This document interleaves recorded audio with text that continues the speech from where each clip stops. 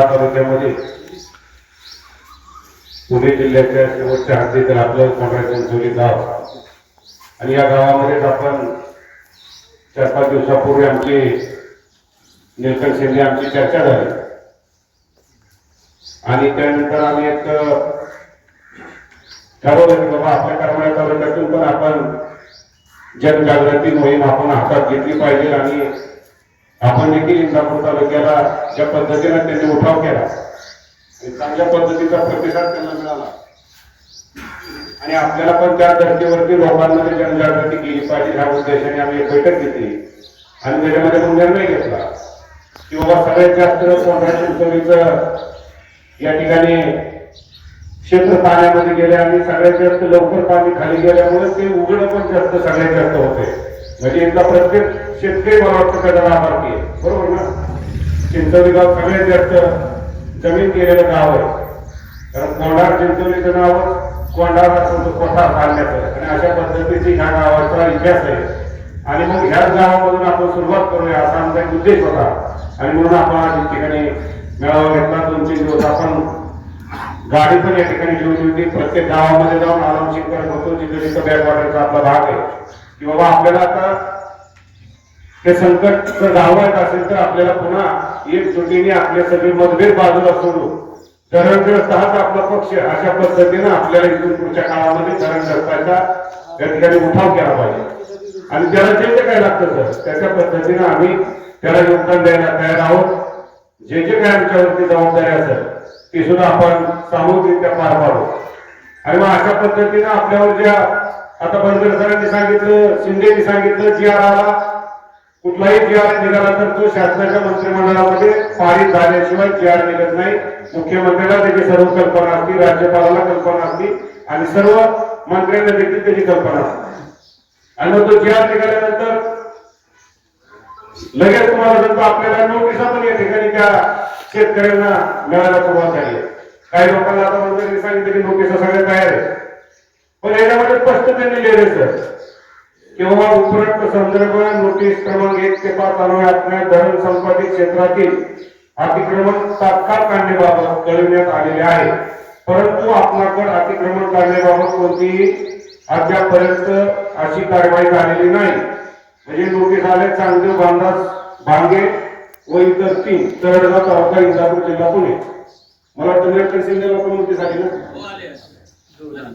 ते द्या तिकडं. हा आता याच्यामध्ये नंबर 27 हेक्टर 1 हेक्टर 60 अनधिकृतपणे अतिक्रमण करून पिके घेत असल्याचे दिसून आले आहे. तर ही बाब भूसंपादन अधिनियमातील तरतुदीचे उल्लंघन करणारे व बेकायदेशीर आहे. तरी या नोटिसाद्वारे आपणास पुनश्च सक्त ताकीद करण्यात येते की सदर गटातील आपला वावर ही नोटीस मिळताच 30 दिवसात बंद करावा तसेच अतिक्रमण केलेल्या जमिनीवर लावलेली पिके व साहित्य तात्काळ काढून घ्यावे. या जमिनी उपविभागाच्या कायमस्वरूपी ताब्यात आहेत. तसेच यापुढे अतिक्रमण जमिनीवर मिळालेली कोणतीही पिके अथवा ऊस लागवड किंवा इतर लागवडी करू नये. सदर क्षेत्रात ऊस लागवड किंवा इतर पिके घेतल्यास आपल्या विरुद्ध शासकीय कारवाई करण्यात येईल याची गंभीर नोंद घ्यावी. म्हणजे बंधूंनो आपल्याला खणखणीत इशारा दिलेला आहे की या जमिनीमध्ये तुमचा कसलाही संबंध राहिलेला नाही असं शासनाचं म्हणणं आहे.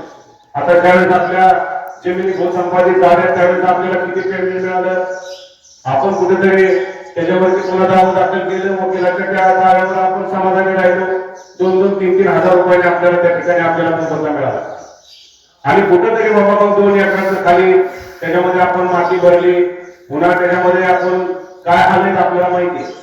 मग अशा पद्धतीने आपण आपली उपजीविका करत असताना पुन्हा नव्याने सरकारने अशा पद्धतीने आपल्याला या ठिकाणी छळायचं काम सुरू केलं असेल तर बंधूंनो आपल्याला धरणग्रस्ताला इकडे आलेला पर्याय नाही कारण शेवटी हा जनरेट आपल्याला रेटल्याशिवाय हे तुम्हाला सांगतो स्थगिती येणार नाही कारण त्याला एवढं सोपं राहिलेलं नाही कारण त्याच्यामध्ये 2-3 निकाल सर विरोधात गेलेले.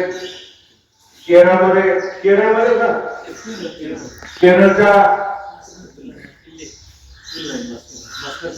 पिल्लाई तर त्या केरळमध्ये असंच संपादित झालेल्या जमिनीवरती त्या शेतकऱ्यांनी कोर्टामध्ये दाखल केला आणि कोर्टात सुप्रीम कोर्टात गेलं. सुप्रीम कोर्टाने ते निकाल शासनाच्या बाजूने दिला म्हणजे आपल्याला फक्त जनरेटा आणि हा जी रद्द करणे याच्याशिवाय तुम्हाला सांगतो आपल्याला पर्याय नाही. कारण इथं जर याच्या परिस्थितीमध्ये जर आपल्यावर अतिक्रमण झालं तर आपल्याला इतकं हाल कुणाचंच होणार नाही. कारण आपण आता कुठेतरी या भागात आपण चाललोय तर 2-2-3-3 एकरावरती आपण आलोय. भूमिहीन व्हायला फार वेळ लागणार नाही.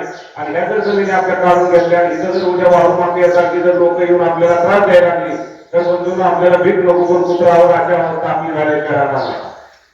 त्यामुळे आता जे काय झालं मागचं झालं, आपल्यावर काय गंडांतर आलं किंवा आपल्या माझं आता एकच आपल्याला की इथं जनमानसाचा रेटा द्यावा लागेल.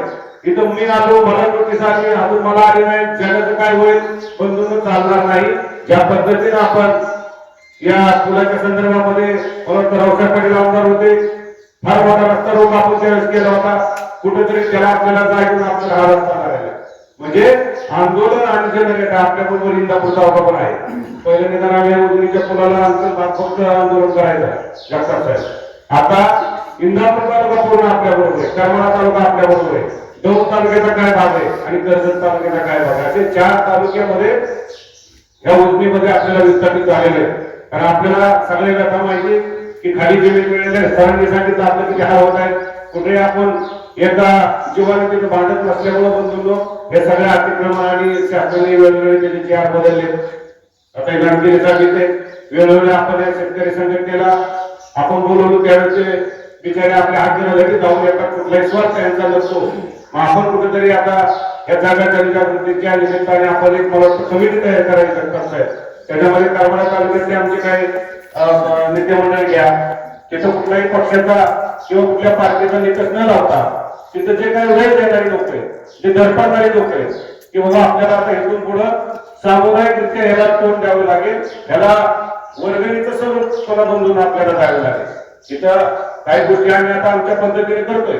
आम्ही तो काही तशी कोशिश लागून देणार नाही, पण ज्यावेळेस मोठं मॅटर होईल किंवा फार मोठे इथं आंदोलन उभा करावं लागेल त्यावेळेस आपल्याला पैसा देखील आपल्या धरणग्रस्ताच्या बाबतीमध्ये या चळवळीसाठी उभा करावा लागेल.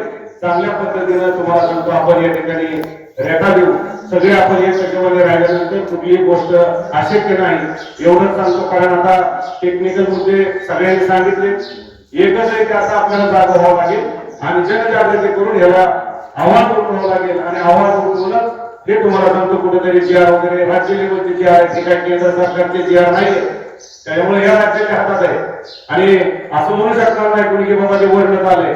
कुठलाही कायदा बनवत असताना या राज्य सरकारच्या अखत्यारीतच हा कायदा झालेला आहे आणि तो कायदा रद्द करायला हे राज्य सरकार सुद्धा करू शकतो. त्यामुळे इथून पुढच्या काळामध्ये आपल्याला चांगल्या पद्धतीनं एकी दाखवून संघर्ष करावा लागेल आणि सगळ्या लोकांची आम्हाला साथ लागेल एवढंच या ठिकाणी सांगतो. धन्यवाद.